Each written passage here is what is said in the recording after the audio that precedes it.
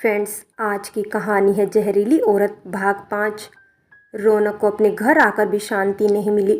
पढ़ाई का नुकसान होने का बहाना करके वो तीसरे दिन हॉस्टल के लिए रवाना हो गया। उसके पिता ने उसे समझाया कि पहले अपनी पढ़ाई पूरी करो, उसके बाद उसकी पसंद की लड़की से शादी कर लेना, हमें कोई आपत्ति नहीं होगी। रौनक अपने पिता से ऐसे ही कुछ जवाब की कल्पना कर रहा था।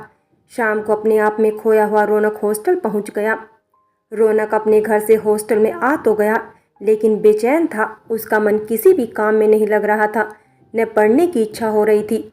उसने समय देखा, रात के 9 बजने वाले थे। दिल से मजबूर था और उसी समय कनक से मिलने का विचार किया। कनक के रूम का उसने दरवाज़ा खटखटाया। कनक को इस समय किसी के आने की बिल्कुल भी उम्मीद नहीं थी। वो अपने नोट्स तैयार कर रही थी। 1 महीने बाद परीक्षा शुरू होने वाली थी, इसलिए वो अध्ययन पर ध्यान दे रही थी। कनक ने दरवाजे पर दस्तक सुनकर दरवाज़ा खोला तो सामने रौनक को खड़ा पाया। कनक, कहिए क्या काम है? इस समय आने की वजह? रौनक, वजह तुम हो। कनक, क्यों? मैं वजह क्यों हूँ? मैंने तुम्हें निमंत्रण दिया क्या? मैंने तुम्हें बुलाया? मैंने तुम्हें कॉल किया? रौनक, नहीं। कनक, तो फिर? रौनक, मेरा मन नहीं लग रहा था इसलिए चला आया। कनक, मैं कोई दिल बहलाने वाली नर्तकी हूँ? मैं मन लगाने वाली कोई वस्तु हूँ? रौनक, ऐसी कोई बात नहीं है। कनक, तो फिर क्या? क्यों इतनी रात को एक विधवा औरत से मिलने आए हो? क्यों नहीं समझते कि मेरी इज्जत शीशे की तरह है? इस समाज में विधवाओं के बोलने चालने पर भी लोग अनेक उंगलियां उठाते हैं। हम विधवा कोई फैशन नहीं कर सकते, हम कोई श्रृंगार नहीं कर सकते, हम किसी से हंसकर बात नहीं कर सकते। लोग गिद्ध की तरह हम पर नज़र गड़ाए रहते हैं, हम उन पर आरोप भी नहीं लगा सकते। इतना सब होने के बाद भी तुम इस समय एक अकेली विधवा से मन लगाने चले आए हो। ये सब क्या है? थोड़ी बहुत लाज थी आपको, तुम ये मजनू बनकर दिखा रहे हो। ये सब गलत है। तुम्हारी उम्र अपना भविष्य संवारने की है। मैंने पहले भी समझाया था। कितने सौभाग्य की बात है, तुम्हें एक अध्यापक बनने का मौका मिला है। तुम समाज के नव नागरिकों का निर्माण करोगे। तुम समाज निर्माता बनने जा रहे हो। अपने भविष्य, अपने समाज के निर्माण को छोड़कर इश्क मोहब्बत में अपना समय जाया कर रहे हो। शिक्षण पाठ योजना के स्थान पर प्रेम पाठ पढ़ रहे हो। मैं ये नहीं कहती कि प्यार मोहब्बत गलत है, लेकिन मेरे लिए ये सब गलत है। रौनक को आज कनक का रौद्र रूप दिखाई दे रहा था। रौनक कुछ बोल पाने की स्थिति में नहीं था। कनक ने अपनी बात जारी रखी। कनक, एक पल के लिए मैं तुम्हारी बात मान लेती हूँ, फिर कहाँ ले जाओगे मुझे? अपने घर, जहाँ तुम्हारे माता पिता धक्के देकर भगा देंगे, या फिर रिक्शा चलाकर अपना घर संसार बसाओगे? कहीं स्टेशन पर कुली बनने का विचार तो नहीं?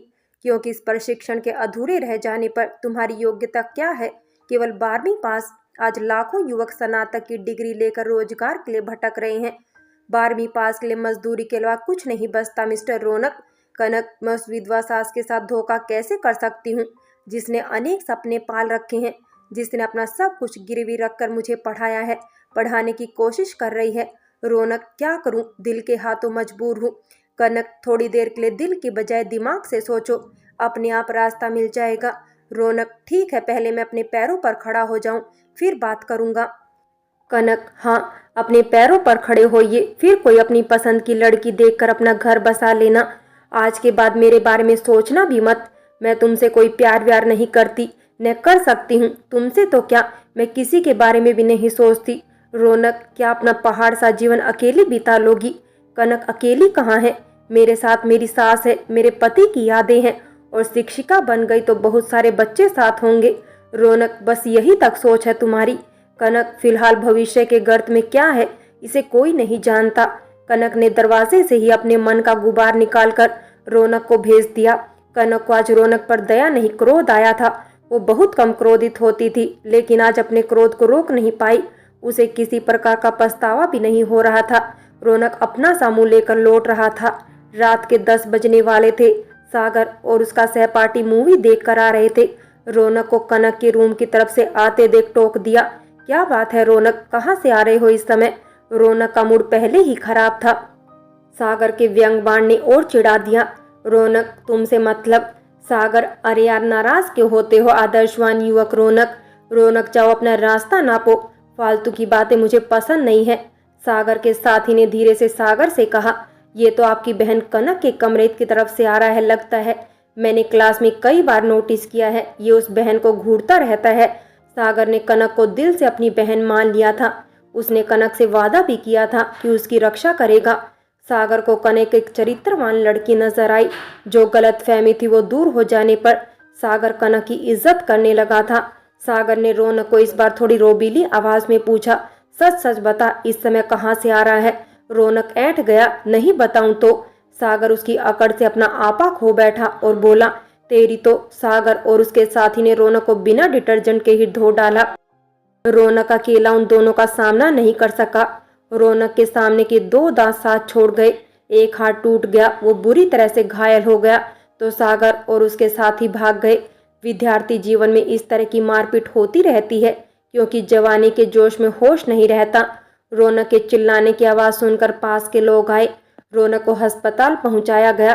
रौनक ने पुलिस स्टेशन में सागर और उसके साथी के खिलाफ शिकायत दर्ज करवा दी। रौनक अस्पताल में भर्ती हो गया। सुबह के अखबार में झगड़े की बात विस्तार से लिखी थी। कॉलेज के हर एक छात्र को रात के झगड़े की जानकारी हो गई थी, लेकिन कनक को कुछ भी नहीं पता था। क्लास में अटेंडेंस के समय उसे रात की घटना की जानकारी हुई। प्रिंसिपल मैडम ने सागर को अपनी कार्यालय बुलाया। सागर अपराधी की भांति चुपचाप सिर झुकाए खड़ा था।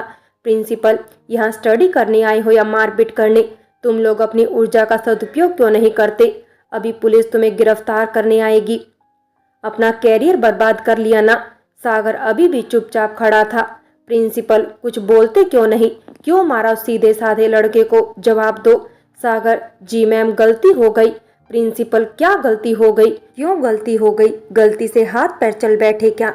सागर, जी नहीं। प्रिंसिपल, फिर? सागर, मैंने रौनक को इतना ही पूछा था कि कहाँ से आ रहे हो। इतनी सी बात पर अकड़ गया और बातों बातों में हाथापाई हो गई। प्रिंसिपल, तुमने क्यों पूछा? सागर, जी वो कनक बहन के कमरे की तरफ से आ रहा था। प्रिंसिपल, ओह। प्रिंसिपल ने चपरासी को भेजकर कनक को बुलवा लिया। प्रिंसिपल, क्या शाम को रौनक तुम्हारे पास गया था? कनक, जी हाँ। प्रिंसिपल, क्यों? कनक, अपनी मोहब्बत का इजहार करने। प्रिंसिपल, फिर? कनक, फिर मैंने उसे लताड़ दिया।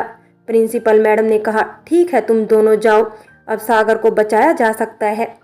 कनक और सागर को क्लासरूम में भेजकर प्रिंसिपल मैडम काफी देर तक सोचती रही। आज की युवा पीढ़ी की सोच, उनके संस्कार, उनके कार्य व्यवहार और उनका भविष्य। मुश्किल से 10 मिनट गुजरे होंगे कि पुलिस की जीप आ गई। जीप में से उतरकर 2 पुलिसकर्मी मैडम के कार्यालय में घुस गए। मैडम को नमस्कार कर कुर्सियों पर बैठ गए।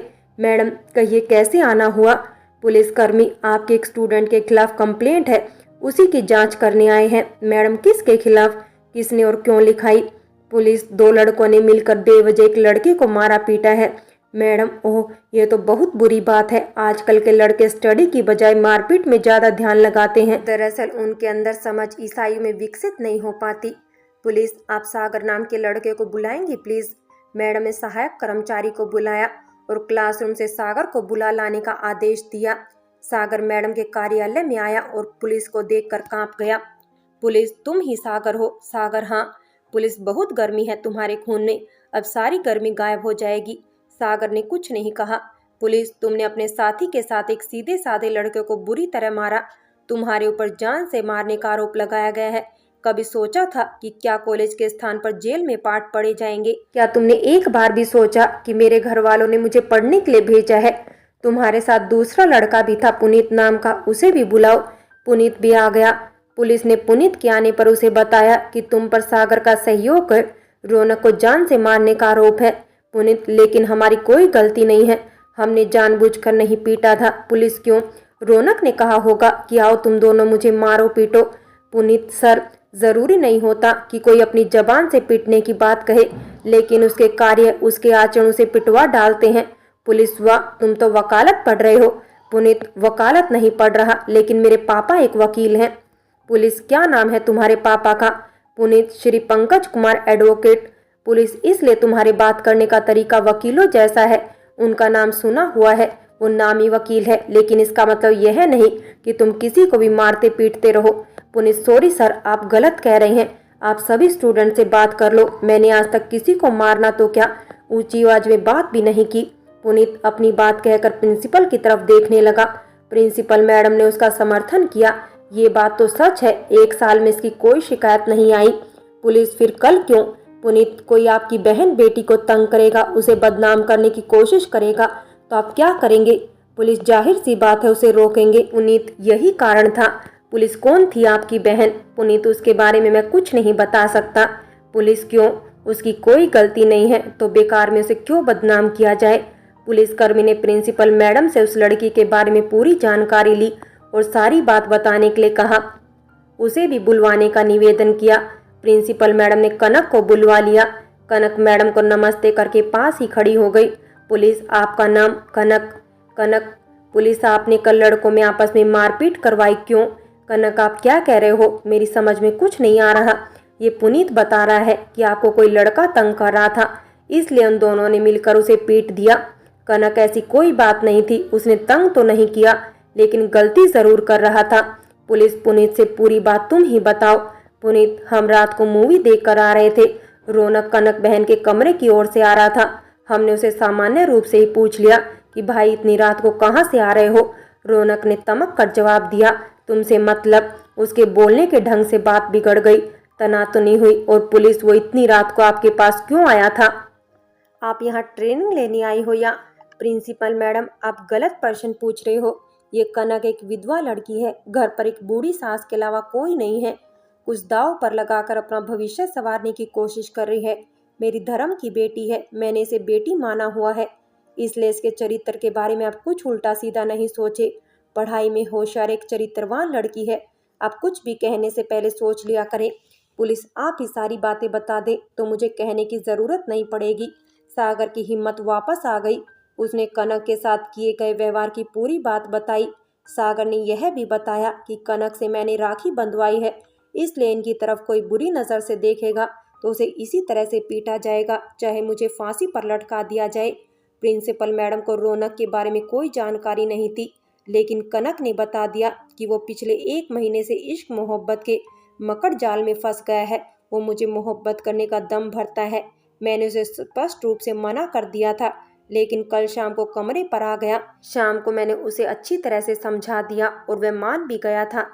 रास्ते में ये लड़के मिल गए और फिर क्या हुआ, किसकी गलती थी, मुझे इस मामले में कुछ नहीं पता। पुलिस, अब मेरी समझ में सारा मामला आ गया। वो आपसे इश्क करने लगा। आपको उसमें कोई रुचि नहीं थी। वो इश्क का मारा था, इसलिए कुछ समझ नहीं पा रहा होगा।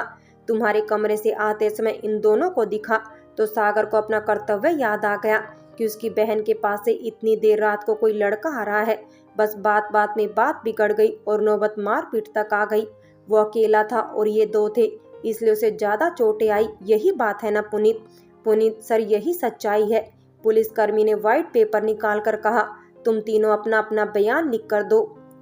प्रिंसिपल से भी कहा, प्रिंसिपल मैडम आप भी अपनी बात लिख कर दे तो ज़्यादा बेहतर रहेगा। उन चारों ने अपनी अपनी बात लिख दी। पुलिसकर्मी ने उन चारों पर लिखते समय सरसरी नज़र डाली। अपनी बात लिखते समय चेहरे के भाव बहुत कुछ बता देते हैं। सच्चाई का पता अनुभवी लोग आसानी से लगा लेते हैं। कनक के चेहरे पर नज़र डालने पर उसके मासूम चेहरे को देखकर पुलिसकर्मी को विश्वास हो गया कि इस लड़की की कोई गलती नहीं होगी। वो अपना बयान बिना रुके लिखे जा रही थी। मैडम ने जांच अधिकारी को चाय पिलाई। दूसरा पुलिसकर्मी जो गाड़ी में ही जाकर बैठ गया था, उसके लिए भी चाय भिजवा दी। रौनक के भी बयान लेने की बात कहकर वो चला गया और सागर को आवश्यकता पड़ने पर पुलिस स्टेशन आने की हिदायत दे गया। फ्रेंड्स, क्या कनक रौनक को माफ़ कर पाएगी या नहीं, जानने के लिए कहानी का अगला भाग अवश्य देखें। और अगर कहानी अच्छी लगी हो तो लाइक करें, शेयर करें और प्यार भरी कहानी चैनल को सब्सक्राइब करें।